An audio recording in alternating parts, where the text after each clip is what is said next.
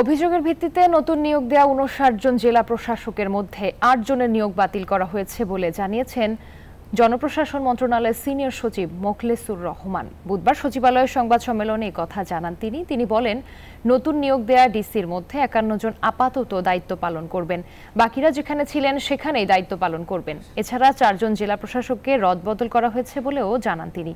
মোখলেসুর রহমান বলেন, এটি একটি চলমান প্রক্রিয়া। প্রশাসনের বিভিন্ন ক্ষেত্রে নিয়োগ দেওয়ার জন্য যোগ্য কর্মকর্তা পাওয়া অনেক কঠিন বলেও মন্তব্য করেন এই সিনিয়র সচিব।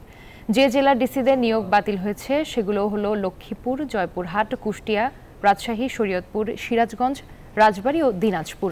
সোমবার এবং মঙ্গলবার ২ দফায় ৫৯ জন নতুন জেলা প্রশাসক নিয়োগ দেয় অন্তর্বর্তীকালীন সরকার।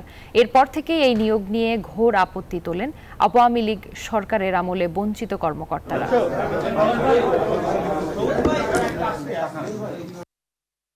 অলরেডি ৮ জন ডিসিকে তার নিয়োগ বাতিল করা হয়েছে। জেলা প্রশাসনগুলো ভালো চলার যদি আরো চলতে পারে, এই জন্য আমরা ৪ জনকে জেলা অদল বদল করেছি। আপনারা জানেন, এটা যেটাই করতে হয় চিফ অ্যাডভাইজারের অনুমোদন নিতে হয়, যেহেতু he is the minister of our ministry. তো এই কাজগুলো এত সহজ ছিল না। আজকে একটা দীর্ঘ সময় মিটিং করে তাৎক্ষণিক এই সিদ্ধান্তগুলো নেওয়া হয়েছে। এ বিষয়ে সবশেষ খবর জানাতে সচিবালয় থেকে যুক্ত হচ্ছেন সহকর্মী শাহনাজ ইয়াসমিন। ইয়াসমিন, নতুন ডিসিদের যোগদানের বিষয়ে আর কি তথ্য আছে, বিস্তারিত জানাবেন।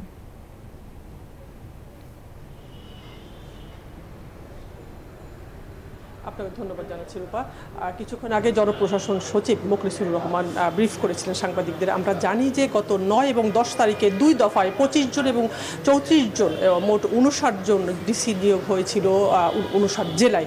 এবং সেই ডিসি নিয়োগকে ঘিরে গতকাল থেকে জনপ্রশাসন মন্ত্রণালয় এবং মন্ত্রিপরিষদ বিভাগে নানা ধরনের বিক্ষোভ হচ্ছে এবং কিছু কিছু অফিসারদেরকে, যারা এই নিয়োগগুলো দিচ্ছেন যে টেবিল থেকে, তাদেরকে আসলে অনেকটা লাঞ্ছিত করা হচ্ছে, সেটাও আমরা জেনেছি। গতকাল রাত ১২টা পর্যন্ত তারা এই মন্ত্রিপরিষদ বিভাগে ছিলেন এবং গতকালকে ২৫ জনের যে তারা তালিকা ছিল, তাদেরকে মন্ত্রিপরিষদ বিভাগে একটি তাদের রেওয়াজ অনুযায়ী মন্ত্রিপরিষদ সচিব তাদেরকে কিছু ব্রিফিং করেছিলেন। আজকে কথা ছিল ১২টায় বাকি ৩৪ জনকে মন্ত্রিপরিষদ সচিব ব্রিফ করবেন, কিন্তু সেটা বাতিল হয়েছে। কারণ গতকাল যে ঘটনা ঘটেছে আওয়ামী লীগের সময়, ২৪ মানে গত সরকারের সময় ২৪, ২৫ এবং ২৭ ব্যাচের প্রায় ১০০ জন উপসচিব, তারা বলছেন তারা আসলে বঞ্চিত ছিলেন। এখন তারা যেমন নতুন তালিকায় আসছে, সেখানে তাদের নাম নাই।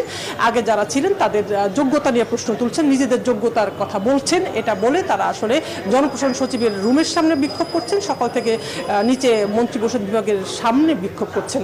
তারা জানিয়েছেন এটা পুরো তালিকায় বাতিল করতে হবে, কিন্তু জনপ্রশাসন সচিব কিছুক্ষণ আগে জানালেন, তিনি প্রধান উপদেষ্টার অফিসে ছিলেন সকাল থেকে, এসে জানালেন যে আসলে সব তালিকা তো বাতিল করা সম্ভব না, কারণ ৬৪ জেলায় তো আর এত ডিসি নিয়োগ হবে না, ৬৪ জন হবে।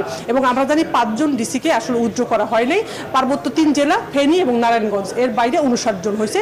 এখন জনপ্রশাসন সচিব যে নতুন তথ্য দিলেন যে আগের তালিকার ৮ জনকে বাতিল করা হয়েছে, সেই আপনি ৮ জেলার নাম বলেছেন, এবং এর বাইরে 4টি জেলাকে অদল বদল করা দেওয়া হয়েছে কাজের সুবিধার জন্য। এবং তিনি বলেছেন যে আসলে যে ডিসিদের নিয়োগ হয়, স্বাস্থ্যকর অল টাইম হানিকম, সব সময় অল টাইম হেলদি লাইফ বাছাই করেছেন। যোগ্যতার ভিত্তিতেই করা হয়েছে। তারপরও কিছু ভুল তথ্যের জন্য আসলে এই ৮ জন বিতর্কিত তারা এই ডিসি তালিকায় ঢুকেছে, সেটা আসলে জনপ্রশাসন সচিব দুঃখ প্রকাশ করে বলেছেন যেটা হয়েছে।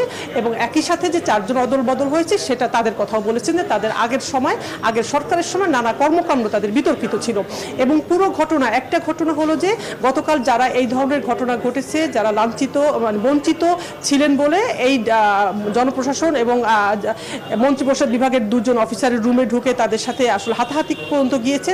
সেই ঘটনা একই সাথে এই যে ৮ জন যেখানে বাতিল হলো, সেখানে নিয়োগ হবে, কারা নিয়োগ হবে সেই জন্য ১ সদস্য একটি তদন্ত কমিটি করা হয়েছে। যা উনি হলেন স্বাস্থ্য মন্ত্রণালয়ের সিনিয়র সচিব আকরামুল হক আজাদ, তাকে প্রধান করে উনি আগামী ৭ দিনের ভিতরে এই জনপ্রশাসন সচিবের কাছে এই প্রতিবেদন জমা দিবেন। তার ভিত্তিতে 8 জেলায় হবে এবং 2 দিনের ভিতরে 2-1 দিনের ভিতরে ডিসি নিয়োগ হয়ে যাবে। এর জন্য প্রশাসনে সচিবালয় থেকে জানাচ্ছিলেন সহকর্মী শাহনাজ ইয়াসমিন।